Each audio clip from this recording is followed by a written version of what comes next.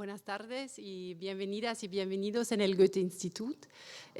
Hoy a este segundo encuentro de un ciclo que hemos empezado el año pasado, justamente a la ocasión de los 50 años de la muerte de Franco, y que es un ciclo que quiere hablar, quiere cuestionar el papel de Alemania, de sus instituciones, sus autores, sus intelectuales, sus artistas, en la transición española.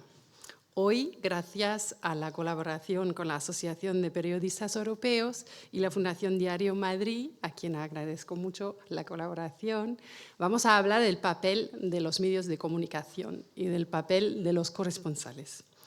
Bajo de la dirección de Carsten Moser, van a discutir nuestros queridos invitados, aquí Miguel Ángel Aguilar, Elvira Jiménez y Hans-Günther Kellner. Van a hablar de este momento preciso de la historia española, que también es la historia europea. También van a hablar de las conexiones entre Alemania y España que se han creado justamente en este momento. También nos van a hablar de la inspiración, de la orientación y del coraje que podemos a lo mejor también llevar de este momento para nuestro presente, para nuestro futuro, porque creo que el acto de crear estos espacios de libertad de expresión siguen siendo muy importante también hoy, crear estos espacios de un verdadero diálogo de puntos de perspectivas diferentes y justamente el papel de los medios de comunicación en un momento cuando los periódicos siempre tienen menos presupuesto, menos corresponsales, pero el papel de estos medios sigue siendo en este acto de los espacios de libertad, creo que sigue siendo como fundamental. Porque al final creo que es también a través justamente de estos medios que nos llegan las informaciones sobre estos lugares en el mundo que no conocemos, y aunque el mundo parece siempre más conectado, creo que seguimos sin conociéndonos de verdad. Así que muchas gracias por estar.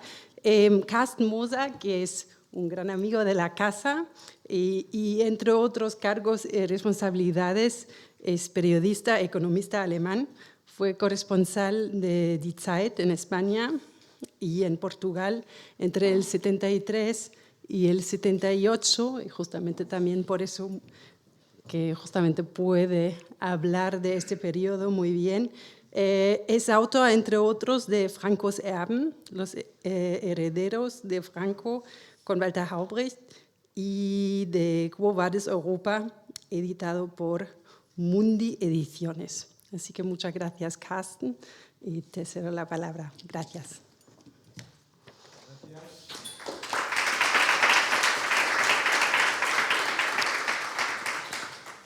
Por la introducción a la sesión, Antonia. Haré una corta presentación de los que me acompañan. Miguel Ángel Aguilar estudió Ciencias Físicas y Periodismo, trabajó en el Diario Madrid, el periódico crítico en el franquismo hasta su triste final. Era corresponsal de La Libre Belgique en 1975 y fue posteriormente director del Diario 16, El Sol y la Agencia F, presentador de los informativos de Telecinco y columnista del País, Tiempo o La Vanguardia. Fundó la sección española de la Asociación de Periodistas Europeos y acaba de publicar el libro No había costumbre, un relato de los días antes y después de la muerte de Franco, contados desde una perspectiva muy personal. Elvira Jiménez tiene la licenciatura de Periodismo por la Universidad Complutense y un máster en Business Innovation de la Universidad de Deusto. Es doctora con una tesis de título muy largo que, abreviando mucho, resalta el papel de las mujeres en la transición. Ha sido directora de la revista Guía del Ocio y en Francia trabajó para Euronews. Es profesora de comunicación de la Universidad Europea de Madrid. Y Hans-Günther Kellner es desde 2000 corresponsal de la prestigiosa cadena de radio pública alemana Deutschlandfunk. además de publicar artículos para la sección de deportes de Frankfurter Allgemeine Zeitung y para la agencia EDP. La Academia de la Deutsche Welle le ha encargado proyectos de radio comunitaria en varios países latinoamericanos con temas como violencia de género y memoria histórica. Colabora en el programa A Vivir, que son 2 días, de la SER, y fue presidente del Círculo de Corresponsales Extranjeros en España entre 2010 y 2016. Vamos al grano. Haré preguntas con el ruego que las contestéis en un diálogo, agregando puntos de vista o matizando las opiniones escuchadas. Pero os pediré que las respuestas sean cortas, porque nuestro público, al que por cierto agradezco que haya venido aquí en tal alto número, creo que lo agradecerá. En 1975 la gran pregunta era: ¿podría España cambiar del franquismo a la democracia? Miguel Ángel, ¿qué papel jugaron los medios nacionales sujetos a la censura y los extranjeros para explicar lo que estaba pasando durante la transición? ¿Y cómo recuerdas tú específicamente ese periodo que tanto nos marcó por los riesgos, límites y dilemas que sufrimos a la hora de informar a los españoles y extranjeros de lo que estaba pasando en España?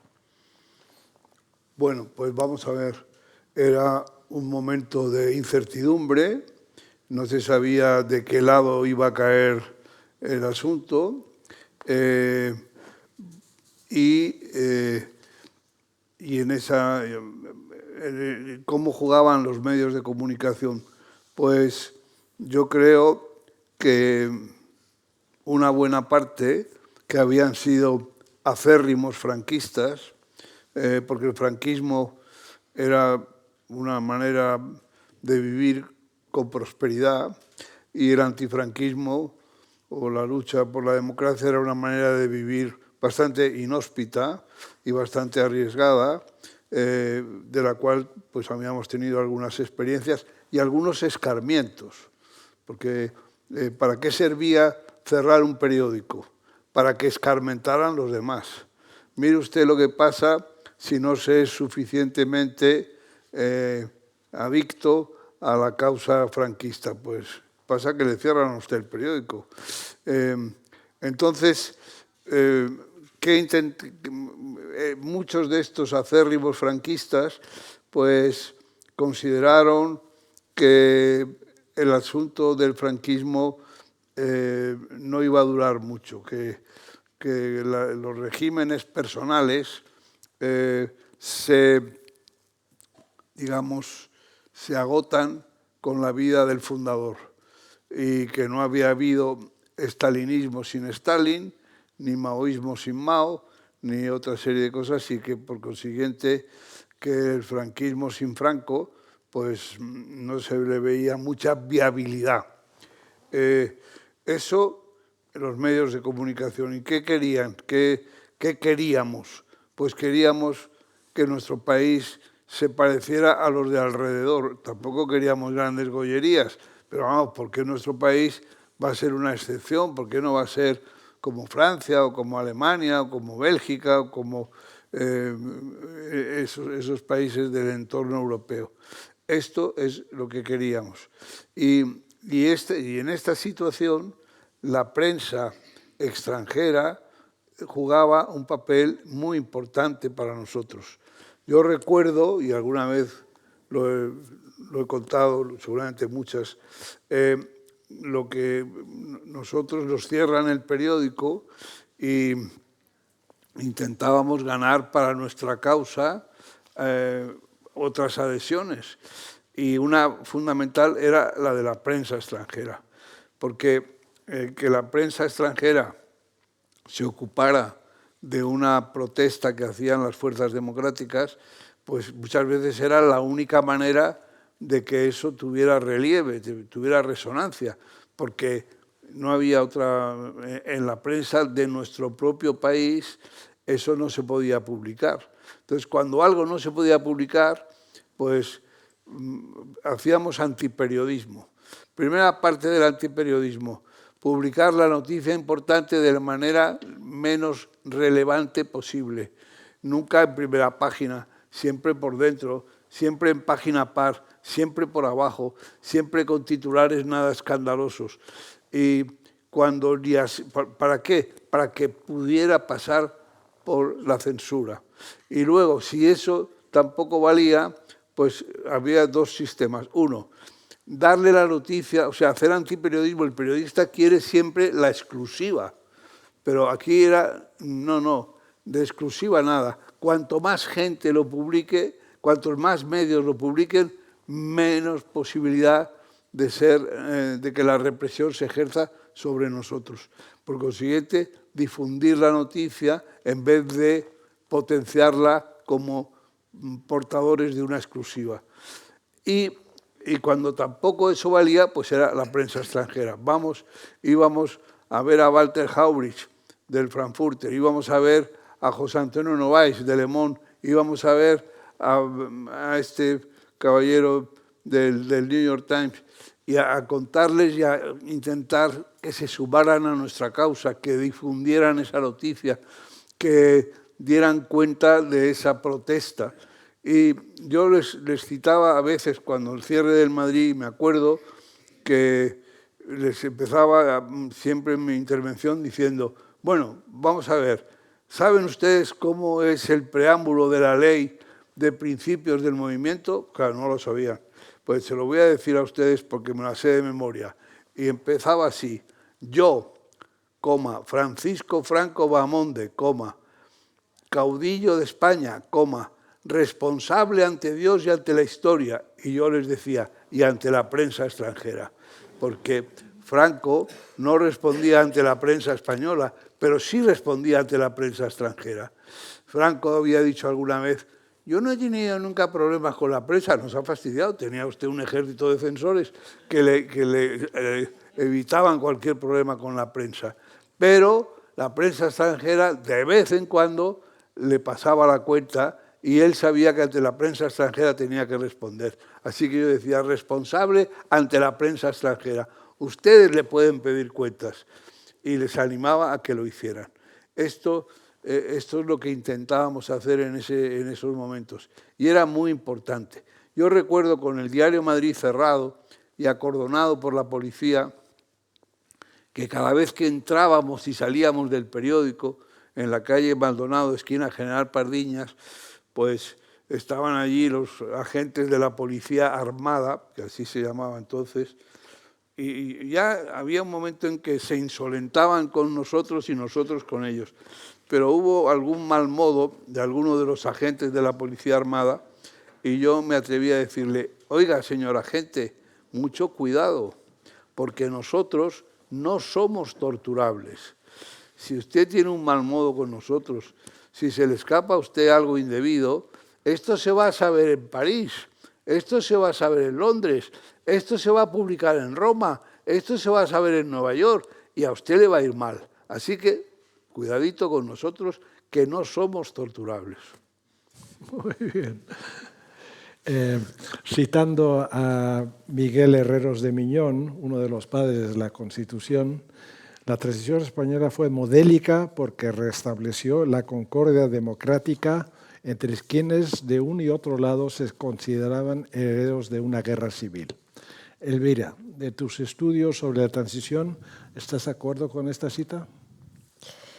Bueno, mis estudios son sobre las mujeres que vivieron la transición. Desde ese punto de vista te tengo que decir que no estoy para nada de acuerdo con esa cita. Primero porque no fue tan modélica, hubo una conflictividad social que es verdad que todos los medios de comunicación en aquel momento no recogieron. Había una invisibilidad también del conflicto. Había soterradamente una violencia política. Había una impunidad de los crímenes del franquismo, además plasmada en la ley de amnistía claramente.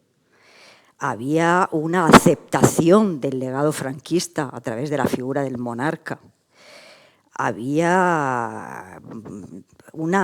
Se dejaron intactos los poderes fácticos, los poderes judiciales, los poderes militares.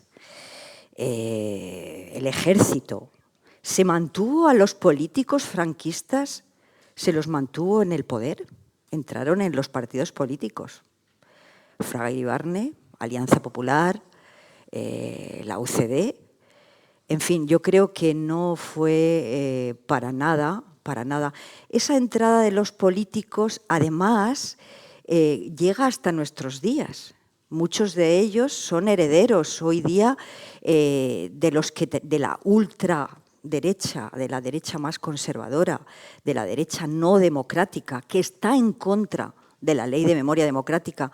Y esto nos lleva, toda esta suma nos lleva a un resultado bien claro, que es la desmemoria, que es el olvido. Entonces, no estoy de acuerdo con este señor tan intelectual, pero no estoy de acuerdo para nada. Sí. Sí, claro que sí. Vamos a ver, hay una cosa que se nos olvida y que ha sido un deshonor para todos nosotros.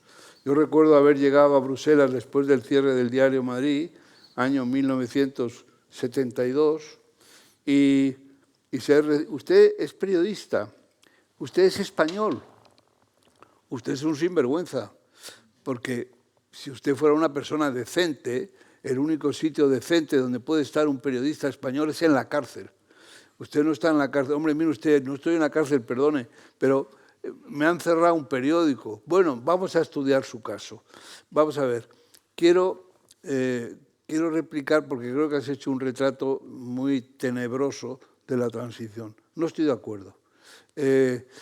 Hubo mucho valor, hubo mucho, y no hubo, vamos a ver, lo previsto en las leyes era la transmisión de todos los poderes absolutos que tenía Franco, a quien había sido designado sucesor a título de rey. Pero lo primero que hace el rey, y lo que hace constantemente el rey, es ir dejando, ir abandonando, ir renunciando a todos esos poderes. Y, por ejemplo, ya que has hablado de las Fuerzas Armadas, es decir, es que aquí el ejército resultó que había ganado la guerra. O sea, esto no es la situación de Italia, esto no es la situación de Alemania. El ejército de Franco había ganado la guerra. Y Franco no muere colgado de un palo y tal, no, muere en el Pardo. Y lo que hace el rey es una labor realmente admirable, que es la de conseguir el cambio de lealtades de las Fuerzas Armadas del franquismo a la democracia. Y eso fue absolutamente decisivo. Con algunas excepciones. ¿Cuáles? Algún golpe de Estado por aquí, intento al menos Pero por allá. vamos a ver, el golpe de Estado no lo dio el rey, se lo daban a él. Es decir, no, ojo al Cristo que es de plata, no. Hay que tener esto muy, muy presente. No, es decir, el rey, su triunfo está basado en la renuncia a los poderes que recibe. A él le habían configurado una monarquía alauita, una monarquía a la marroquí, pero él quiso ser un rey como el de Suecia o como el de Dinamarca o como salvando algunas distancias, ¿no? ¿Cuáles? No lo sé. Lo que quiso, a dónde iba, a dónde se dirigía, lo que pretendía él era exactamente lo que te estoy diciendo. No era otra cosa. Bueno, esa representación del rey que me estás diciendo, Miguel Ángel, que puedo estar de acuerdo en algunos puntos, no significa que hemos tenido una transición modélica. Por lo menos para mí y para muchos españoles y para muchos investigadores. No creo que lo podemos llevar a la figura del rey, tampoco. La transición que tú no consideras modélica, y estás en tu derecho y me parece fantástico, esa transición fue considerada modélica en todos los países que conozco, empezando por aquellos que todavía tenían pendiente su transición. Por ejemplo, te pondré el caso de Polonia, pero te podría poner muchos más. Salir de una dictadura como esta y pasar a un sistema democrático y hacerlo con problemas y hacerlo con lo que tú has dicho, con intentos de golpes de Estado, pero hacerlo y no dejarse llevar a otra parte, fue absolutamente clave y ejemplar. Vale, no estoy de acuerdo, pero me parece bien. Tu Bueno, opinión. pero de todas maneras la situación era muy complicada. Eso Sí, hay que estamos de aceptarlo. acuerdo, sí, sí. Muy, muy complicada. Y entonces, visto desde hoy en día, y esa es la pregunta a Hans, visto desde hoy en día, ¿cómo ves tú el proceso de transición que se hizo?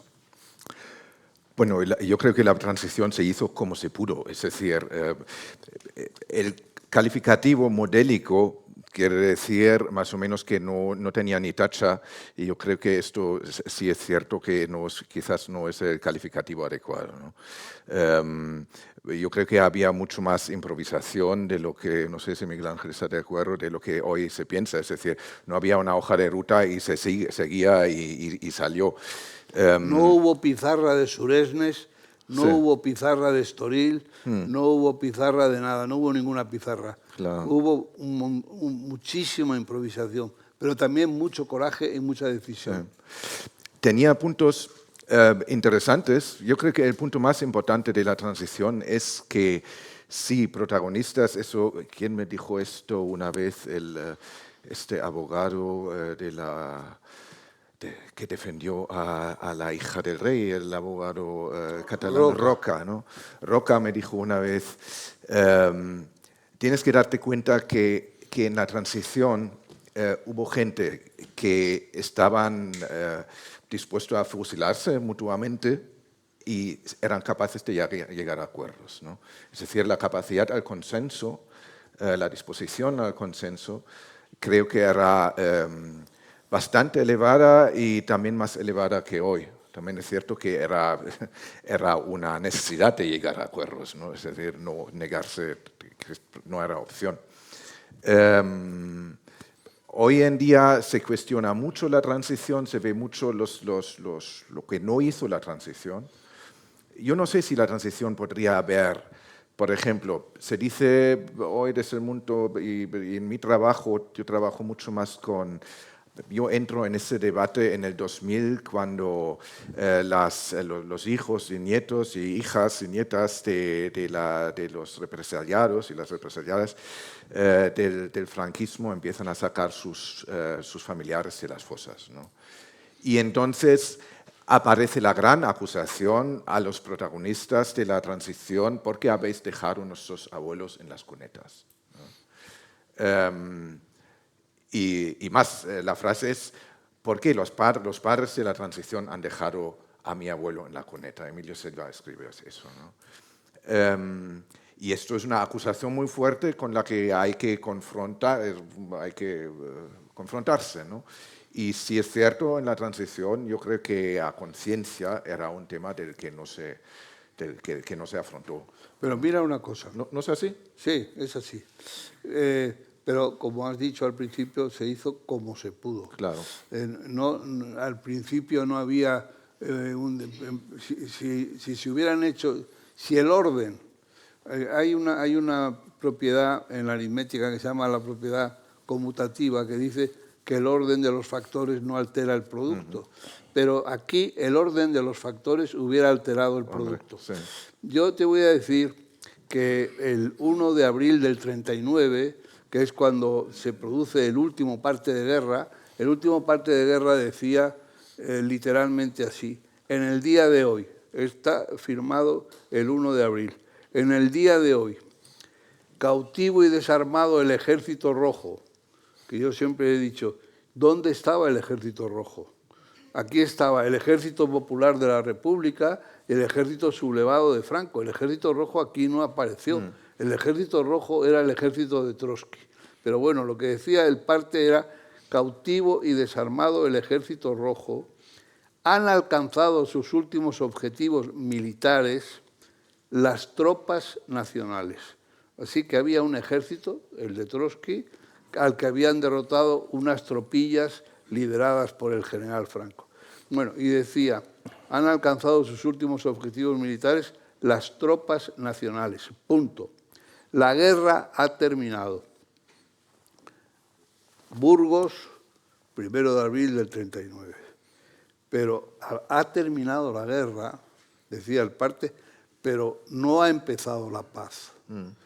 Lo que ha empezado el 1 de abril del 39, lo que empezó el 1 de abril del 39 fue la victoria. Y era primer año triunfal, segundo año triunfal, tercer año triunfal y así para adelante. Franco vive del prestigio del terror. Franco vive de las dos Españas. Franco vive de yo soy la España de don Pelayo, de su puta madre, y yo soy la España una, grande, libre, y su abuela. Y en el otro lado, ¿quién hay? En el otro lado está, el problema que tenían es que los vencedores se sentían así y se proclamaban así. Pero ¿y los vencidos? ¿Quiénes eran los vencidos? ¿Eran senegaleses? ¿Eran malienses? ¿Eran nigerianos? ¿Eran sauditas? ¿Qué carajo? Eran españoles. Por eso lo primero que hacen es desposeerles de la titularidad de ser españoles. Y lo que dicen es que son la anti-España. Nosotros somos España, estos son la anti-España. Esto es como... Y por eso cada año se celebraba el desfile de la victoria. El problema del desfile de la victoria es que no se puede seguir celebrando, muerto Franco. ¿Por qué? Porque es el desfile de la derrota. Y los derrotados no eran somalíes, no eran sudaneses, eran españoles. Luego eso no podía seguir siendo así y eso se termina en el año 1976. Y se sustituye eso por digamos, el Día de las Fuerzas Armadas. ¿Y quién promueve eso? El general Gutiérrez Mellado. Entonces, es muy importante saber esto. ¿Cuándo empieza la paz? La paz no empieza el 1 de abril del 39. La paz empieza con la Constitución de 1978. Es la reconciliación, es la concordia, es la paz. Es lo que no había habido en España. Franco consigue la adhesión irrestricta de las Fuerzas Armadas manteniendo encendido el orgullo de ejército vencedor. Eso es lo que no puede seguir siendo. Pero cuidado, los que habían ganado la guerra consideraban que se les estaba privando de algo que habían obtenido en el campo de batalla. No fue nada fácil, no se pudo desarmar a las Fuerzas Armadas. Las Fuerzas Armadas tienen además una idea de su perennidad, muy arraigada, aquí y en Honolulu, en todas partes. Entonces, este asunto tiene que ser muy tenido en cuenta. Se dio la cara, se luchó, y las fuerzas democráticas que tenían legitimidad y habían demostrado en las calles y en las fábricas y en las universidades su compromiso democrático, toda esa gente dio la cara, estuvo en su sitio, fue exigente y se avinó al consenso. Eso de la lucha obrera y de mucha gente, ¿no? Eso me contó Santos Juliá una vez, que yo le pregunté, y también Roca, a ver si lo pregunto, si lo pienso bien, me hablaron de eso cuando les pregunté sobre el ruido de sables y tal, me decían, no, pero es que Roca dijo... Teníamos, ahí estaba Santiago Carrillo, cómo se va a asustar porque existe ese mito, ¿no? De que en las negociaciones apareció alguien y puso una pistola encima de la mesa, ¿no? Para condicionar las negociaciones. Dicen, ¿cómo crees que Santiago Carrillo se asuste por una cosa así, ¿no?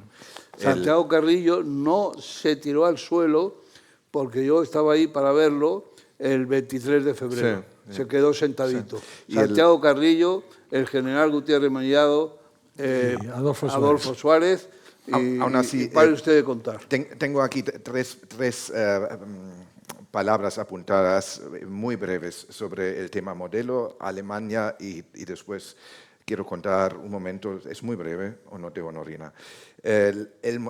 La cuestión del modelo es quizás el término quiere decir que estaba perfecto, ¿no? Y esto no es así. Aún así, ahora mismo tenemos ese tema de Venezuela y cómo Venezuela puede transitar a una democracia y ahí sí hay elementos en la transición española que pueden servir.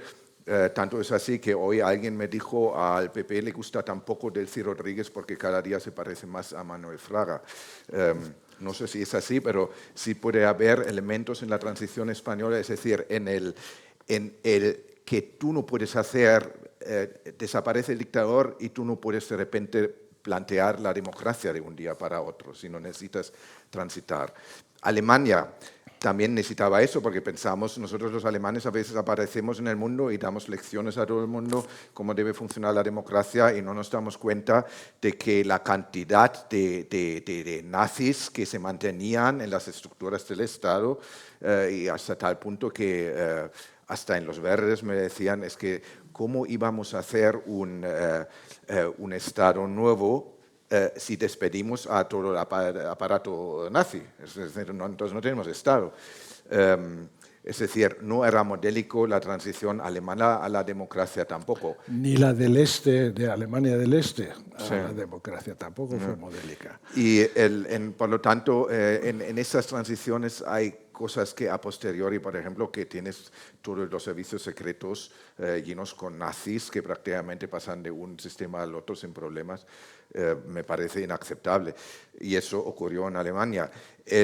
Y Honorina es un ejemplo, lo que la transición no alcanzó, porque la transición creo que era sobre todo política, y alcanzó poco ciertos niveles sociales. Honorina es una persona que era hija de un represaliado que de niña tuvo que enseñar a los falangistas donde se había escondido su padre, era un pajar, al pajar prendieron fuego y el padre murió de esa forma.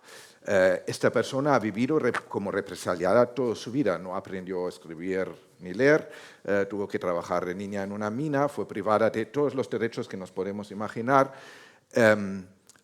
y no hubo transición para ella. En el 2000, no sé cuándo habremos hablado con ella, en el 2015 quizás, en el 2015, al principio tuvo problemas, miedo de hablar con la prensa por las consecuencias y estaba buscando los restos de su padre y tuvo problemas de hablar con la prensa o tuvo miedo de hablar con la prensa pensando que todavía le podría ocurrir algo, ¿no? Es decir, la transición no alcanzó a estos niveles de la sociedad española. Sí, pero tengo una amiga que siempre dice, en la vida no hay libros de instrucciones. Y eso en el caso de la transición fue clarísimamente el caso. Claro. Lo que sí había, y yo lo viví, había una gran parte de los españoles que sí querían ser un país como el resto de Europa. Sí. Y tenían esta intención. Y hasta muchos de los que en la última etapa del franquismo estuvieron en puestos relevantes querían esto. Yo recuerdo aquí que este instituto fue muchas veces un lugar de encuentro entre los que habían apoyado al franquismo en alguna manera, pero que ya sabían que tenía que haber una transición, y los que estaban todavía en la oposición y venían aquí a presentar sus ideas. En la embajada alemana era exactamente lo mismo. Ahí estaba Felipe González y muchos otros que, vamos, que no estaban oficialmente representantes admitidos como representantes de partidos. Hubo una generación de muchas personas y creo que era en ese momento una parte muy importante del país que quiso que hubiese una transición y que logró que al final, desde los comunistas hasta personas como Fraga, que seguramente no eran demócratas desde siempre, lograsen una constitución que dentro de lo que cabe también tomó muchas partes de la Constitución alemana, sorprendentemente, muchas partes, para después tener una base para montar un país que en el 85 llega finalmente a la idea que tenían estas personas, que era la entrada en la comunidad europea. Eso no lo pongo en cuestión, esto es así y hay muchísimas luces en esa época y como dije, se hizo como se pudo. Lo que pasa es que hoy no podemos mirar de la misma manera esa época como en el 2000, es decir, hay los procesos históricos son procesos y Sí, claro constantemente que sí. están interpretados. Y hay gente de que nuevo. naturalmente puede criticar desde hoy lo que ha pasado. Pero es muy difícil también siempre desde nuestro punto de vista hoy en día Sí. juzgar procesos que fueron muy complicados. Totalmente, sí. Muy complicados. Sí. Y entonces eso hay que tenerlo también en cuenta en todo este proceso que hay. Por supuesto. Para seguir un poco en el diálogo, trabajos como los corresponsales que Miguel Ángel ha nombrado, Walter Haubrich de la FAZ, Friedrich Kasseberg de la Yo recuerdo, Süddeutsche por Zeitung, ejemplo, un corresponsal, Friedrich Kasseberg. Friedrich Kasseberg de la Süddeutsche Zeitung, Elisabeth Gut de DPA, Pero, Horst Hanold, Harry Debelius de The Times. Claro, pero el primero que hemos dicho, Friedrich Kasseberg, Sí. vino conmigo Sí, en el lo escribes coche en tu libro. hasta los fusilamientos. Sí. Íbamos Romano Orozco, que era el redactor jefe de Cambio 16, Porque eso uno se Friedrich olvida Kasseberg y yo. que Franco muere en noviembre y en septiembre todavía hay fusilamientos 27 de septiembre del aquí. Hay 75. fusilamientos. Es que era una época muy complicada, con unos militares muy reservados. Pero- Los jóvenes militares no. Los jóvenes militares sí ya sabían que tenía que haber un movimiento hacia adelante, pero los antiguos eran muy complicados, muy complicados. Bueno, pero los trabajos de los corresponsales siempre fue muy valorado por los colegas españoles, como tú has dicho. Hoy el ecosistema mediático es completamente distinto. ¿Cómo se puede contar hoy en día ese proceso de memoria histórica que también para que las nuevas generaciones lo compartan, críticamente quizás, pero que lo compartan, que verdaderamente fue un proceso del cual España puede estar orgullosa, desde mi punto de vista? Me preguntas a mí por los corresponsales. Bueno, con los responsables, pero después le pregunto a Elvira y le pregunto a Miguel Ángel, porque es un tema creo que importante para hoy tener eso en cuenta. La verdad es que tengo que decepcionaros un poco. La transición para los medios internacionales está, yo creo que también en la opinión pública alemana y la publicada, la transición es un proceso para Alemania que ha terminado con éxito, con gran éxito. España ingresó en la Unión Europea, en ese sentido, desde muchos puntos de vista, la evolución de España de 65 sí es un modelo, ¿no? El modelo en derechos civiles, por ejemplo, es ejemplar también para Alemania. Pero el interés periodístico es mucho menor que en los procesos de memoria histórica que se relacionan más con el franquismo bruto, con el terror, ¿no? Porque cuando esas personas empiezan a sacar sus abuelos de las fosas, la gente no sabía que había fosas, ¿no? La gente tampoco lo sabía en España. Me dijo Francisco Echevarría, uno de los forenses que estaba implicado ahí, dijo, para él era un tema completamente desconocido. Y empiezan a trabajar en la fosa de Brianza, creo que se llama, ¿no? Empiezan a trabajar y ahí aparecen, dicen, pero en ese pueblo también tenemos y ahí también hay. Y así ahora Francisco Echevarría trabaja en la Secretaría de la Memoria Histórica y ese trabajo tiene periodísticamente más atención que la propia transición. Y cómo se puede acompañar eso desde el periodismo, mirándolo simplemente, ¿no? Informando. Alemania creo que en Alemania eso es un tema que interesa muchísimo, es cómo España afronta su pasado, pero ya te digo, más, porque yo creo que ahí hay más, en realidad, aunque no estéis muy de acuerdo sobre la transición en España, hay, a pesar de todo esto, más consenso que sobre la mirada al franquismo, ¿no? Y ahí el trabajo, y los corresponsales ya no tenemos ese papel que teníamos también de garantizar derechos de periodistas nacionales. España ya no es así, ¿no? Hay que decir que en esa época los corresponsales extranjeros vivían en la gloria.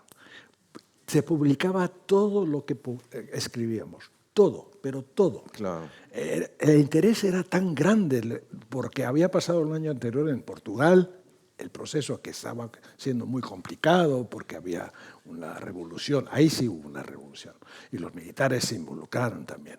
Y aquí en España pues todo el mundo tenía miedo a qué iba a pasar en España en un país mucho más importante que Portugal, ¿no? Entonces estaba el foco y escribíamos lo que queríamos y siempre se publicaba. Ahora creo que eso para los corresponsales extranjeros ya no es el caso. Bueno, eso empieza primero porque el término corresponsal en realidad tendría que haberlos corregido porque en realidad el término corresponsal para una radio pública como es Deutschlandfunk, además, implica una situación contractual, sí. Es decir, formar parte de la plantilla, que yo no formo parte de la plantilla. Yeah. Corresponsales en ese término, alemanes, creo que hay dos, ¿no? Que es de la Frankfurter Allgemeine Zeitung y los de la televisión. Y los de la radio y televisión, sí, correcto, ¿no? Es decir, la situación es completamente diferente, ¿no? Elvira, te toca. Visto desde el punto de vista de hoy, ¿no puedes salvar nada de lo que pasó en la transición? No, yo no estoy diciendo que no pueda salvar. Tú me has hecho una pregunta bien concreta y me has dicho que si para mí fue modélica. Modélica, pero, sí, modélica es un adjetivo bien concreto. Vale. Entonces, claro que sí, hay muchísimas cosas, pero me tenías que haber hecho otra pregunta entonces, diferente. Vale. Desde el punto de vista de una periodista de hoy, de 58 años, los medios de comunicación, y con el análisis que he hecho en mi investigación, los medios de comunicación del momento de alguna manera hacen un romance de la transición. Hay muchas cosas que no se cuentan, que no se visibilizan. Por ejemplo, el trabajo de las mujeres durante la transición. ¿Dónde estaban las mujeres? El 52% de la población, ¿dónde estaba? ¿Qué hacía? La transición no fue solamente un trabajo político de 12 hombres. Se decía esos 12 hombres. La transición se hizo en los barrios, lo hicieron las obreras, la hicieron las sindicalistas, la hicieron las maestras, las mujeres del mundo de la cultura. Eso no aparece en los medios, en ningún sitio aparece. No aparece ni su voz. Aparecen en aquellos momentos algunas presentadoras, que sí, que Rosa María Mateo, algunas en las que nos inspiramos las periodistas de mi edad para hacer la carrera, pero no están las mujeres. En los medios de comunicación no existen, no están en la política y no están tampoco en el periodismo. Y son ellas las que luchan por una ley contra el aborto, contra el divorcio y por una escuela en los barrios periféricos, por una cultura, por una educación, por unas becas. Son ellas. Son ellas también las que se hacen feministas porque son de izquierdas igual que sus parejas, pero son ellas las que hacen la cena. Y entonces el feminismo empieza a cobrar importancia y protagonismo.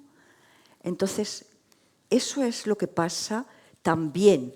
Es la otra parte de la transición que no se cuenta. Bueno, pero es que es difícil de contar también. Bueno, porque es un proceso... Pero por eso me has invitado, ¿no? Para que te la cuente. Sí, claro que sí. Y por eso es interesante tu opinión. Y por eso te pregunto nuevamente, en este proceso de personas no conocidas que lucharon. Yo recuerdo perfectamente que las estadísticas de las huelgas en España en el año 75 eran el cuarto país en huelgas, aunque las huelgas estaban prohibidas. Después de Italia, creo que, y de Francia y otro país, España tenía el máximo de horas perdidas por huelgas. claro, eso fue seguramente muchos hombres, pero también mujeres que estaban en los sindicatos prohibidos en ese momento como comisiones obreras. Ahora, también tengo que decir que, por ejemplo, una de las entrevistas más interesantes que yo tuve, que yo tuve la suerte de tener, fue con Marcelino Camacho cuando había salido de la cárcel, un poco después de la muerte de Franco, y él abogaba por que hubiese un acuerdo entre las dos partes de la guerra, que verdaderamente consiguiesen un diálogo y al final una transición modélica. Él abogaba perfectamente por eso. Es una cosa que me impresionó muchísimo porque él podría haber tenido mucho odio y mucha voluntad de... Bueno, yo creo que todo el mundo abogaba por eso. Otra cosa es cómo se llevaron a cabo las cosas, pero yo creo que no había nadie que estuviera en contra de que hubiera una reconciliación, de que hubiera una transición pacífica, de que se llegara a acuerdos. Eso yo creo que es indiscutible, ¿no? Yo creo que es importante lo que una vez dijo Javier Cercas. Necesitamos un acuerdo mínimo sobre lo vivido porque quien no sabe de dónde viene no sabe dónde va. Claro, el problema es que no estamos dejando a las nuevas generaciones saber de dónde vienen. Yeah. Este es un gran problema. Pero para eso hay, por ejemplo, un librito que recomiendo encarecidamente, como el de Miguel Ángel, que explica lo que estaba pasando en esa época y se lee estupendamente bien y verdaderamente explica esta clase de cosas. Miguel Ángel, cuenta un poco sobre tu libro. Para eso te hemos invitado. Bueno, el libro es el resultado de muchas conversaciones previas y de el impulso de algunos amigos. Oye, es hora de que eso lo escribas. Ya está bien de la transmisión oral, hay que contarlo. Estabas ahí. ¿Qué ventaja o desde qué puede añadir el libro? Pues lo que puede añadir es la descripción ambiental. Es decir, los periodistas estamos viendo con bastante claridad que han desertado de estar presentes en los acontecimientos y prefieren seguirlos a través de la televisión o de las redes sociales o lo que sea. Pero nada sustituye la inmersión en el acontecimiento. Hay que estar ahí. Yo estuve ahí. Yo estuve en aquellas tardes del Pardo, donde íbamos a ver si la lucecita del Pardo se apagaba de una vez, a enterarnos, a escuchar, o en los vestíbulos de la Clínica de la Paz, a esperar que llegara este gran cronista taurino y taquígrafo de Franco, a leer el parte del equipo médico habitual y luego a consultar las enciclopedias porque se aprendió mucho de la terminología médica. Heces en forma de melena, ahí va, ¿qué es esto? Y por ahí adelante todo. Entonces, comprobamos este asunto que decía uno de nuestros... Estábamos entonces empezando en una revista, yo estaba entonces empezando a lanzar esa revista que apareció pues, en octubre, noviembre del 74, y uno de los colaboradores, en fin, entonces había eso que se llamaba confeccionadores, ahora se llamaría diseñadores. Y además ahora ya no hay diseñadores, sino que el propio periodista que escribe, pues diseña y lo pone en página y hace 18 tareas. La multitarea del periodista se hace a costa de cada una de las tareas del periodista. Los periódicos están mucho peor hechos, tienen muchísimas más erratas, no tal, bueno, pero en fin, a lo que iba es a que este hombre, Onésimo Manciones, que era un grandísimo dibujante y pintor, decía siempre, repetía siempre, Miguel Ángel, las noticias no vienen a la redacción, las noticias están en los bares. Y entonces nosotros seguíamos esas instrucciones y estábamos siempre en los bares. Y comprobando la exactitud de esa consigna, pues un día en un bar, Casa Poli, ahí lo cuento, pues encuentro un amigo en la barra que me saluda muy afectuoso y me dice, oye, no sabes quién es uno que estaba ahí con él, no sabes quién es este, pues oye, si tú no me lo dices, no lo sé.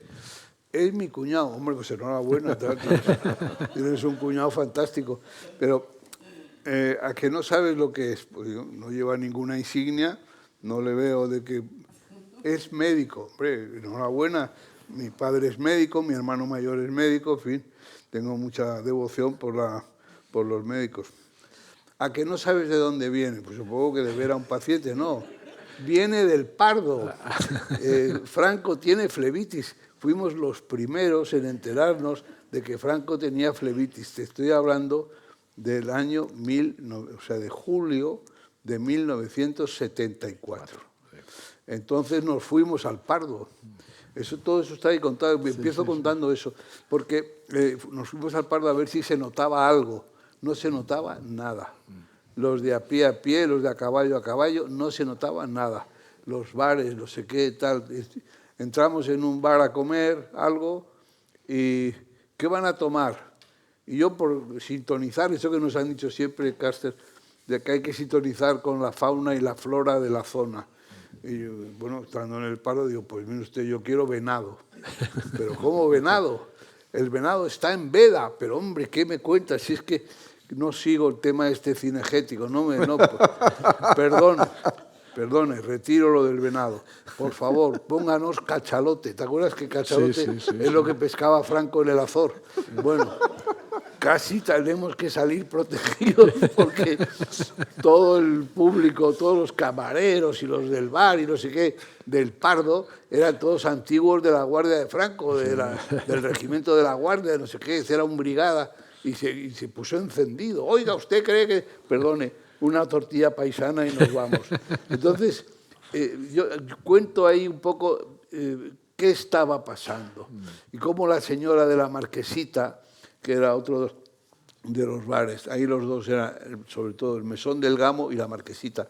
La Marquesita, la dueña era una señora muy mayor, con una toquilla de esas de punto calado negro que llevaban todas las viudas de España, y esta señora estaba al fondo de la barra, al lado del teléfono, con la radio puesta. Entonces no había más información, no había más informativos que los de Radio Nacional de España. Todas las emisoras tenían que conectamos con Radio Nacional para escuchar el informativo que se llamaba El Parte, como una denominación que arrastraba la inercia de la guerra, el parte de guerra, bueno, pues el parte informativo, y ahí atenta la señora esta mayor, y según fuera la noticia del parte, o sea, si era las constantes, no sé qué, tal, se ha deteriorado un nuevo episodio cardiológico, afecta, no sé qué, cogía el teléfono, 6 banastas de pan. Cuando ha mejorado notablemente, los médicos le han dado el alta para que pueda pasear, no sé qué, una banasta. O sea, estaba perfectamente sintonizada con la gravedad del parte, así ella estimaba el número de bocadillos que iba a tener que vender. Y luego, pues veíamos que no había, claro, todos estos adelantos del teléfono móvil y de no sé qué, no había ni teléfonos móviles, ni cabinas de teléfono públicas, y claro, lo que había eran los teléfonos públicos en los bares. Sacabas una tal, comprabas unas fichas y las ponías ahí para dictar una crónica, pero claro, se hacían unas colas tremendas.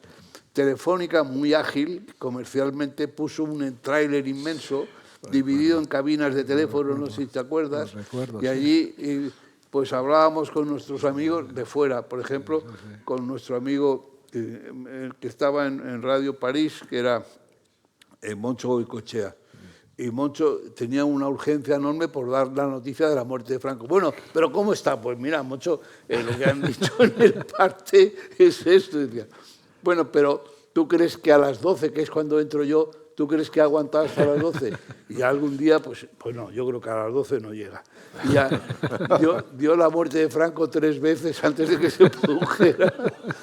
Bueno, esto que ahora, pero en fin, yo cuento eso, cuento cómo era la ambientación internacional, cómo se recibe en España la revolución de los claveles, el 25 de abril, qué pasa ahí, el pánico que se genera porque se piensa que aquí le puede pasar lo mismo a los militares y que pueden entrar en contagio con los portugueses y que los portugueses habían sido educados en la adhesión más estricta al salazarismo y son ellos los que se cargan el salazarismo y se cargan la dictadura de Salazar y eso les aterra aquí.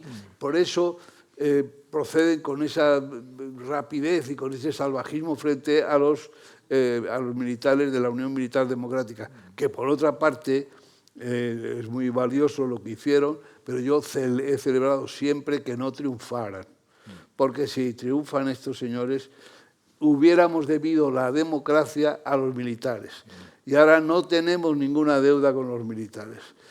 En todo caso, los militares tienen una deuda con la democracia, porque les ha tratado espléndidamente bien. Y entonces, pues, en fin, todo este tipo... Y después, la Marcha Verde, nuestro Hassan II poniendo también a colaborar para ver si esto fracasaba deliberadamente. O sea, pero ahí, ¿qué hago ahí? Contarlo. ¿Por qué le llamo al libro No había costumbre? Pues porque un amigo diplomático condenado por un consejo de guerra, porque había sido fundador del Frente de Liberación Popular, nuestro Julio Cerón, yo le invito a que venga a Madrid, a que dé una conferencia, por cierto, espléndidamente pagada, y él empieza la conferencia en el atril, muy serio, muy rotundo, y dice: cuando murió Franco, el desconcierto fue grande. Pausa. Y continúa: no había costumbre. Entonces, pues claro, pues es verdad, no había, la gente estaba desconcertada. Se había llegado, no se podía hablar de la muerte de Franco, se hablaba del hecho biológico, no sé si te acuerdas. Sí. Pero ¿qué concho el hecho biológico? La muerte de Franco. Todo y entonces, cuando empezaba a cundir la idea de que Franco había tenido, por ejemplo, un desvanecimiento en una cacería, porque le gustaba, él lo de disparar le gustaba. Y entonces ya parece que se cundía la idea de que Franco era mortal, porque hasta entonces eso de que Franco se moría, que eso no tenía sentido ninguno. Entonces empieza a cundir el interrogante. ¿Y después de Franco qué? Y el más atrevido en ese momento de los franquistas, que era aquel que dirigía el Instituto Español de Estudios Políticos, dijo: después de Franco, las instituciones. Pero el primero que no creía en las instituciones era Franco. No creía para nada en eso. Y dio muchas pruebas de no creer para nada en las instituciones. Pero en fin, ya me has dicho que hablara del libro, pues se ha contado una cosa un poco... Pero es verdad que he hecho el trabajo un poco de devolver el acontecimiento a su ambiente nacional e internacional. Una pregunta a los tres y después abrimos para preguntas del público.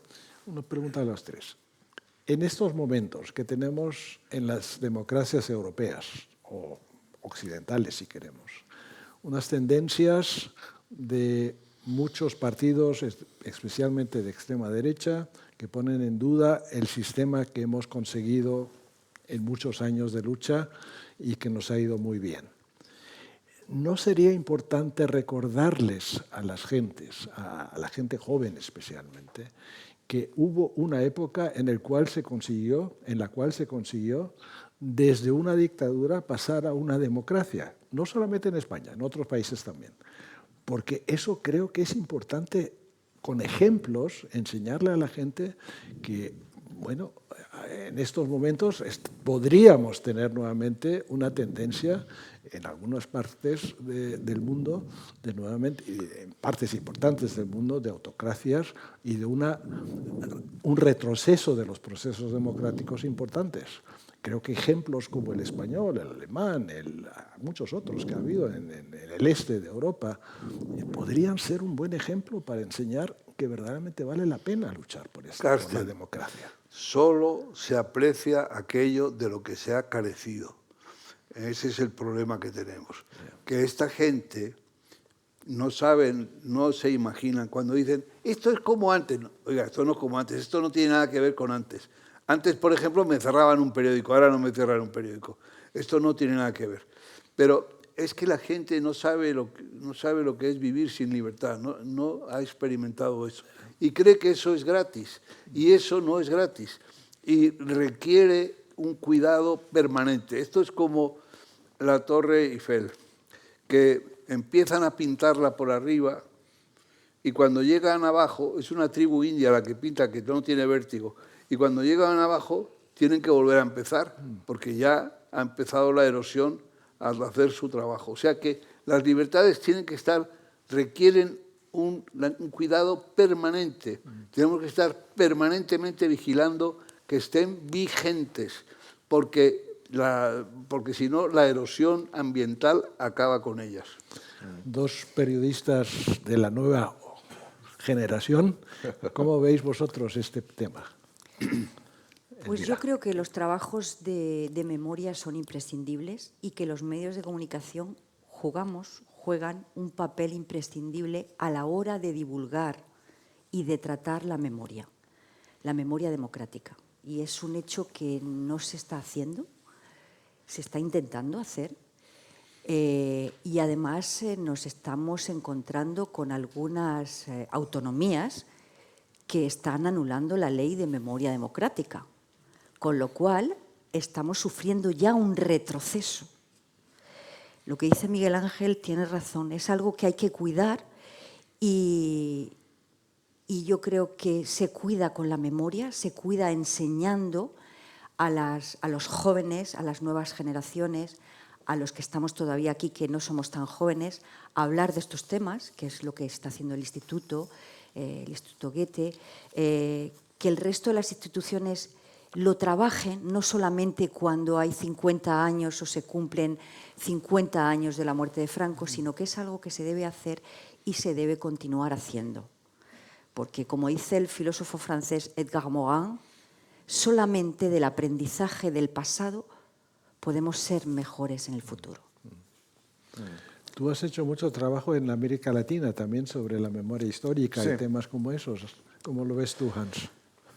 Bueno, sobre todo era Colombia, y ahí en Colombia se trató más bien de cómo pueden transitar los paramilitares y los guerrilleros hacia el régimen democrático, también mediante un cierto apagón de la justicia, ¿no? Y en Guatemala era muy interesante, se mira poco España este proceso, porque Guatemala era capaz de enjuiciar a Ruiz Montt, al dictador, en el proceso en el que podían testificar muchas mujeres, sobre todo mujeres violadas, víctimas. Es decir, la justicia pudo trabajar hasta un cierto punto. También es cierto que después cambió la situación mucho. Pero ¿cómo es esto? Recordarlo, pero yo creo que desde el punto del periodismo hay que tener mucho cuidado que esto no se convierta en un ritual. Porque los rituales también son importantes, ¿no? Es decir, porque los rituales también crean consensos. Que el Congreso, el día del Holocausto, tenga una sesión especial es también importante. Y eso es un consenso de todo el arco parlamentario. Entonces, pero en el periodismo creo que lo importante es no caer en rituales, porque los rituales aburren al público y entonces lo pierdes. Y no tengo las recetas. Yo sé que la cadena SER ahora hace unos vídeos en TikTok, sí, ¿no?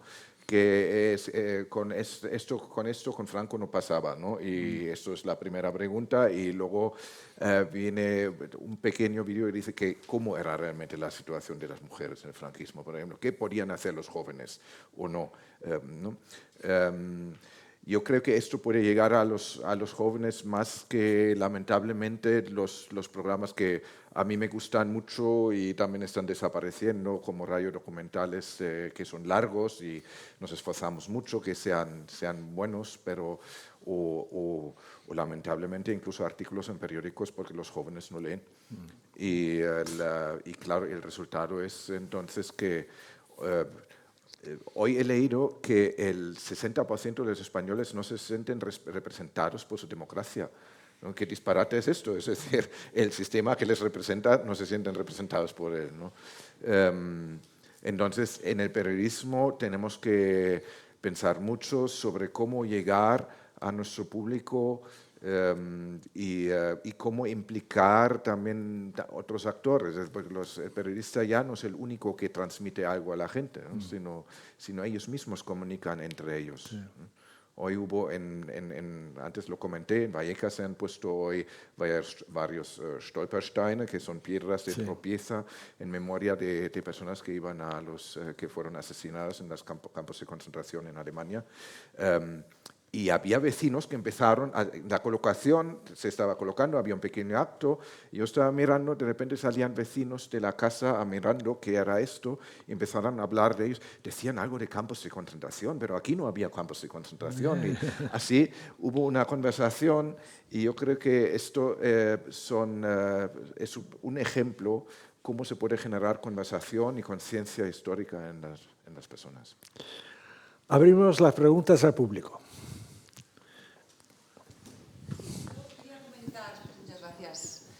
Muy interesante charla. Creo que no se ha puesto suficientemente en valor el motor que supuso el deseo de reconciliación, que es una de las grandes características de nuestra transición, ¿no? Es un sentimiento que ya está en las universidades en los años 50, donde se habla de los hijos de los vencedores y de los vencidos. Estamos hablando de Santos Juliá, Javier Pradera, Ridruejo, y que también existe en el propio exilio español, y lo recoge muy bien Juan Francisco Fuentes en su libro Hambre de Patria. Hay una voluntad de superar esas dos Españas. Hay una voluntad, se reconocen los errores que se cometieron en la Segunda República. No se quiere volver a la Segunda República. Los vencidos quieren superar eso y quieren reconciliarse. Yo creo que es un motor clave que caracteriza nuestra transición y que nos ayudó a salvar enormes obstáculos, ¿no? No sé si queréis comentar algo, pero creo que es donde también hay que poner valor. ¿Terro? ¿Miguel Ángel? Sí, estoy completamente de acuerdo. El arranque de la reconciliación, yo creo la primera vez que se utiliza esa palabra es por el Partido Comunista en el año 56 o por ahí, y enseguida aparece el manifiesto de nosotros, hijos de los vencedores y de los vencidos, y a partir de ahí, digamos, esa es una corriente que se va cada vez fortaleciendo más y que tiene su expresión ya abierta y tal con la Constitución del 78, que es la consecuencia de ese deseo de reconciliación y de concordia, ¿no? Y no esto es, me hago más la pregunta, ¿no esto es, pensáis que esto existía, pero era un debate muy académico? ¿No?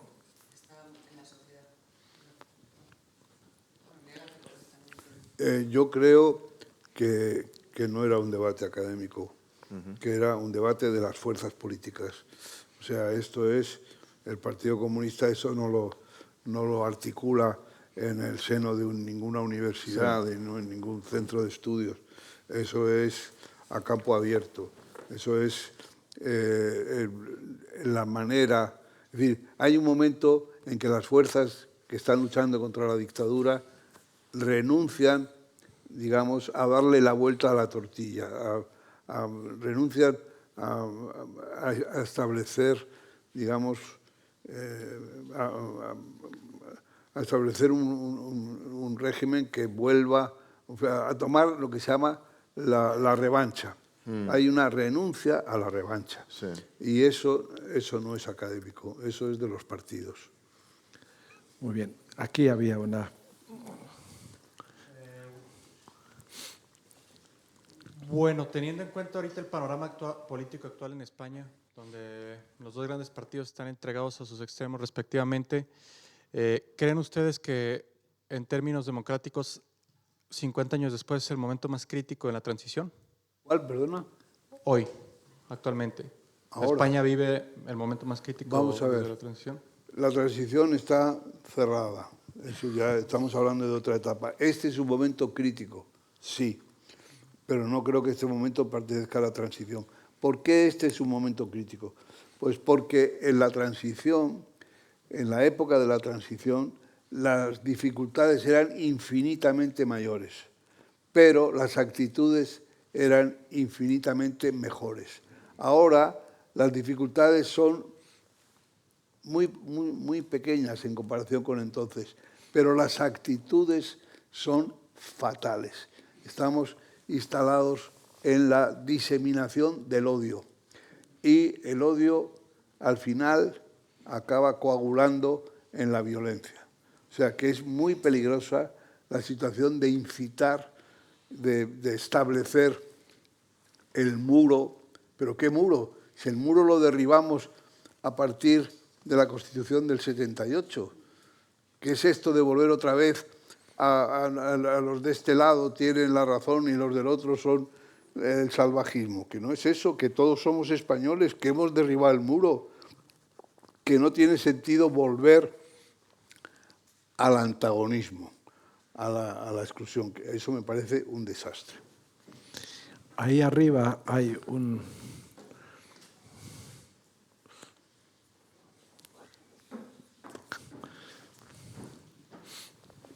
Gracias. Dos comentarios. En 1983, siendo yo delegado de la agencia EFE para Italia y el Vaticano, pues solicité una entrevista a Norberto Bobbio, politólogo, sociólogo, senador vitalicio por el Partido Socialista. Tomamos un café en Piazza Navona, en Mastro Stefano, y empezó a hacerme un elogio de la transición española como yo no había escuchado nunca, de eso que yo me sentía un poco embarazado, ¿no? Y después de hacerme ese elogio, me hizo una pregunta que me dejó desconcertado. Y me dijo, pero oiga, hay una cosa que no entiendo y quizá usted me la pueda explicar. ¿Por qué han transferido a las comunidades autónomas la educación? Y yo, pues, jovencito, salí con las generales de la ley, profesor porque la proximidad de la escuela, del profesorado y tal, en fin, lugares comunes y falsos. Y me dijo, mire usted, si un país se quiere mantener unido, debe enseñar la misma historia a todos sus estudiantes. Y de repente hizo una pausa enorme, que a mí me pareció eterna, y me dijo, aunque sea falsa.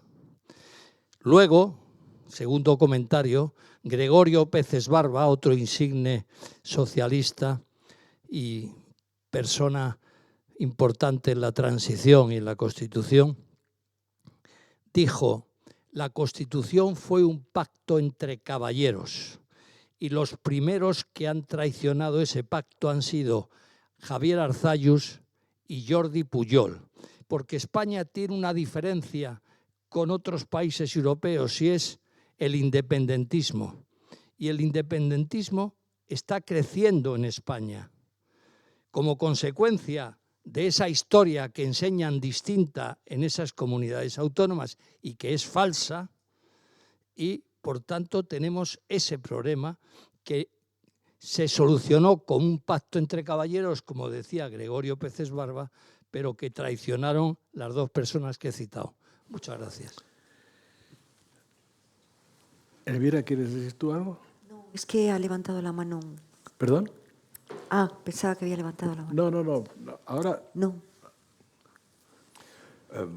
Sobre eso, Sí. pues, no sé, yo solamente puedo decir, en Alemania también la educación está en manos de los Por eso es lo que países quería decir. federales. Es que Y- una parte de la Constitución viene del Bundesverfassungsgesetz y ahí también está que los estados federales son responsables para la educación. Ahí se hizo ese... Los libros de texto funciona la alta inspección del Estado, o sea, de la Confederación.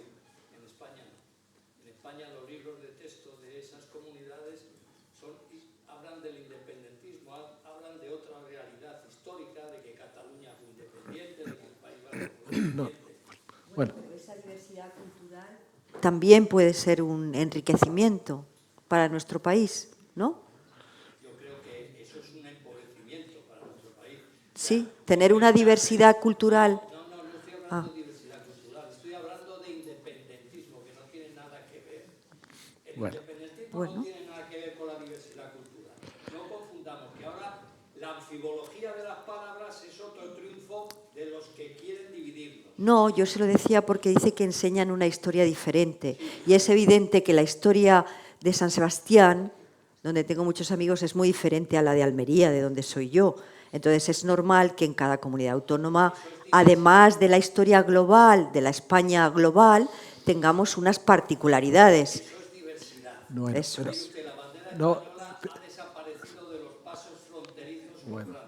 por favor. Sigue la francesa, pero la española ha desaparecido. Bueno, vamos a terminar aquí ese diálogo porque si no, no damos oportunidad a otras personas. Ahí había una pregunta.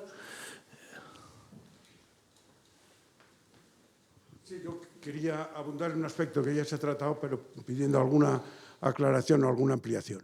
Como dedicamos el tema a la memoria por una parte y hemos hablado de las actitudes, yo creo que hay un aspecto de la transición que no se ha recordado suficientemente o al que no se le ha dado la suficiente importancia, que fue la reforma fiscal. La reforma fiscal es una de las cosas más difíciles para hacer en una sociedad. Lo decía entonces el profesor Fuentes Quintana, que desesperaba de la posibilidad de lograrlo. Y aquí se logró de una manera, en este caso sí creo que se puede decir ejemplar. Y se logró, España en el año 75 era el último país de la OCDE en presión fiscal.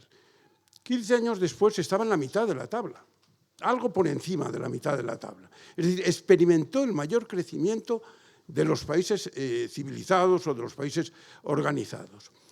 Y esto se debió, a mi juicio, primero porque había un convencimiento en la sociedad española que queríamos ser europeos y identificamos ser europeos con pagar impuestos. Y luego porque hubo un liderazgo, hubo la conjunción de dos circunstancias que no son frecuentes. Un objetivo claro y compartido por la sociedad y un liderazgo capaz, porque se necesitaba capacidad, valiente y generoso. Yo creo que ese homenaje se lo debemos a los protagonistas de la transición. Muy bien. ¿Algún comentario al respecto? No, yo creo que fue muy importante que un partido que entonces gobernaba, que era la OCDE, que era un partido de derechas, hiciera la reforma fiscal e hiciera, por ejemplo, la ley del divorcio. Eso hizo eso demostró que la derecha era progresista y ese movimiento progresista de la derecha indujo un movimiento moderado de la izquierda. La moderación de la izquierda y el progresismo de la derecha construyeron el consenso y la Constitución. No, es que estamos casi a las 8:30 y nos hemos pasado ya del tiempo. Tenemos ahora la posibilidad de tomar una copa y algunos aperitivos y seguir en este diálogo con todos los participantes que estamos aquí. Así es que les invito a que pasemos al otro lado de este piso y estemos ahí un rato juntos y sigamos. Muchas gracias a ti, muchas gracias a ti, muchas gracias a Miguel Ángel por lo interesante que ha resultado esta conversación.